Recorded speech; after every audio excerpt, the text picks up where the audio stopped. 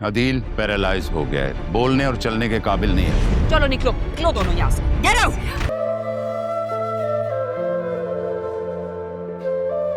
आप इतनी नाराज हो मुझसे कि बात भी नहीं करोगी। अब कहने को कुछ बाकी भी तो नहीं रहा, खत्म हो गया सब कुछ। नहीं तारा, तो आपने बंदों पे उनकी बर्दाश्त से ज्यादा कभी आजमाइश नहीं भेजता। बस तुम्हें और राह को थोड़ा हौसला करना होगा, हिम्मत करनी होगी। ये वक्त भी गुजर ही जाएगा। अब ये वक्त अकेला नहीं गुजरेगा, मुझे साथ लेकर जाएगा। अल्लाह ना करे खुदा तुम्हें सलामत रखे, तुम राह की खुशियां देखो। खैरियत? फोन क्यों किया? तारा, मैंने कब तुम्हें जिंदगी में कभी जरूरत या किसी काम के लिए फोन किया? बहन हो तुम मेरी, मोहसिना हो, सहेली हो मेरी। तुम्हारे घर का नमक खाया है मैंने, तुम्हारे घर में पनाह ली है हमने। तो मुझे एक बात बताओ, क्या तुम्हारा दिल मानता है कि मेरे अरमान ने ये सब कुछ किया होगा?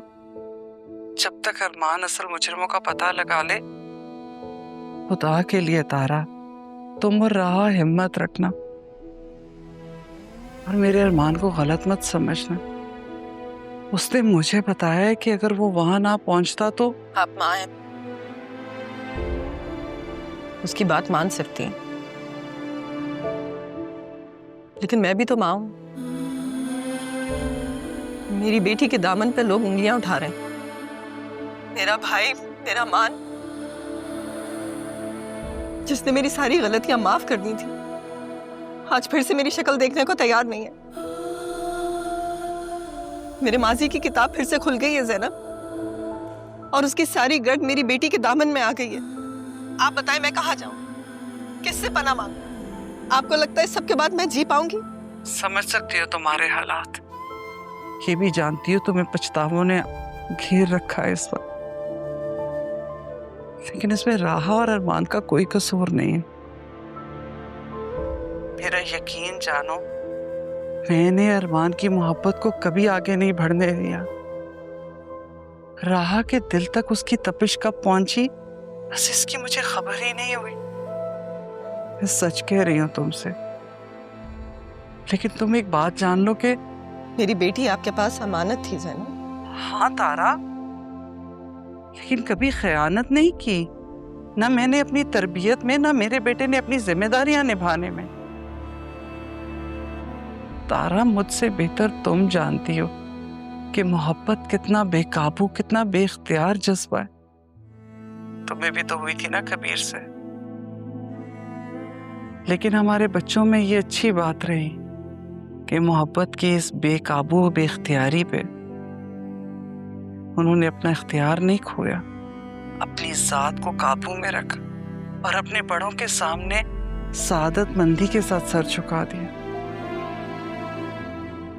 अगर राह ने बड़े साहब की ख्वाहिश पे अपना सर झुकाया ना तारा, तो मेरे अरमान ने भी दिलो जान से अपनी जिम्मेदारियां निभाई। इन दोनों बच्चों ने कहीं भी मुझे या तुम्हें मजबूर नहीं किया उनकी बात मानने के, बल्कि बड़ों की बात पे सर झुका के हमारा सर फख्र से बुलंद कर दी। और उस दिन भी मेरा अरमान अपनी जिम्मेदारी ही निभाने के लिए वहां पहुंचा था। एक पल को सोचो तो सही कि अगर अरमान वहां ना पहुंचता तो आज राह कहाँ होती, क्या होता हमारे साथ। अगर तुमने कुछ सोचना है तो ये सोचो कि तुम्हारा और हमारा दुश्मन है कौन और वो चाहता क्या है। अगर उस दिन राह ना मिलती तो राह के साथ क्या होता, कहाँ होती आज वो।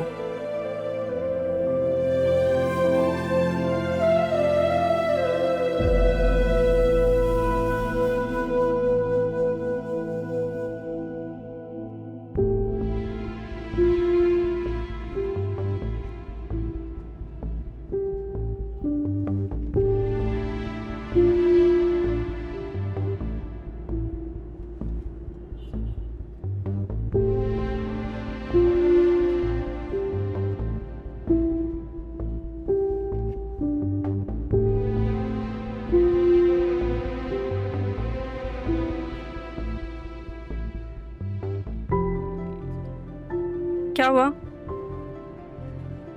कब से आपको देख रहे हो, आप बार बार देख रहे हैं, कोई मसला है? मैडम आप मुझे गलत मत समझें, वो एक्चुअली काफ़ी देर से गाड़ी एक हमारा पीछा कर रही है।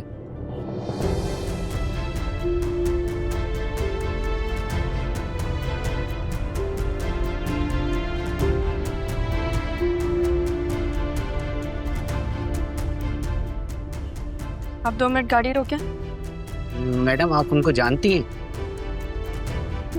जी मुझे पता है, आप बस 2 मिनट गाड़ी रोकते हैं। वो बेहतर।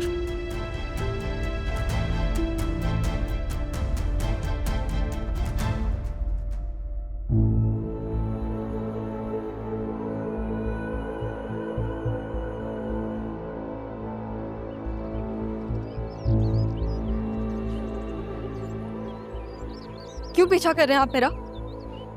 क्या लगते हैं आप मेरे? वाह, बापू तुम्हारा। आपने कहा और मैं मान लूं?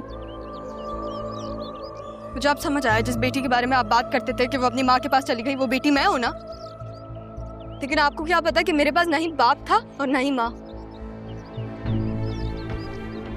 आप लोगों ने मेरी जिंदगी दांव पर लगा दी, और आपको पता है इसमें सबसे ज्यादा कसूर किसका है? मेरा बेटा, मैं हूं कसूरवार। तो अपनी ख्वाहिशों का गुलाम बनकर अपने ही हाथों मैंने अपनी ही खुशियां खुद से दूर कर दी। हो सके तो मुझे माफ कर दो। माफी? कितना आसान होता है ना किसी से माफी मांगना, खासतौर पे उस बेटी से जिसके पास ना ही माँ का प्यार था और ना ही बाप का साया। बल्कि मेरे पैदा होने पे, अपनी बेटी के पैदा होने पे तो वो बाप इतना खुश था कि उसने दूसरी शादी ही कर ली। तुम जो सजा देना चाहती हो दे सकती, मैं अपनी खता की हर सजा के लिए तैयार हूं। सजा? मैं आपसे आपका बाप खिलवाने का हक छीनती हूँ। नहीं है आप मेरे बाप। बेटा मेरी बात सुनो बेटा। बेटा माफी मांगने का मौका तो दो। बेटा मेरी बात तो सुनो। नहीं बेटा, ये हक तुम मुझसे नहीं छीन सकती। नहीं छीन सकती।